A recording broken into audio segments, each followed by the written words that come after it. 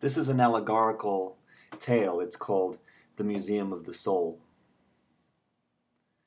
There once was a fantastic museum called the Museum of the Soul, and many exhibits were featured in this museum. The section on Joseph Campbell and mythology alone would take several years to really become familiar with.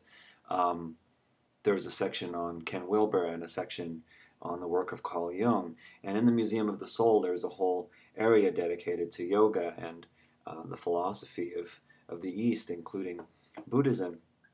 And the thing about the Museum of the Soul is that it would take many years to see all the exhibits. And in several of the exhibits, the instruction was that you should come and visit each day and spend at least an hour contemplating, meditating, studying.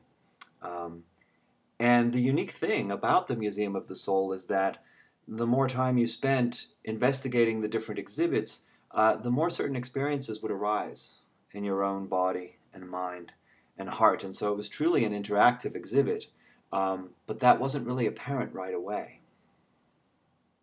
Now, one of the other things that is really unique about the Museum of the Soul is that, unlike many other museums, over time, as the owners of the Museum of the Soul had realized how much money there was to be made, they started to have the gift shop in the front instead of in the back. So instead of exiting through the gift shop, you would enter through the gift shop. And something very curious started to happen at the Museum of the Soul, which was that many of the visitors would get stuck in the gift shop.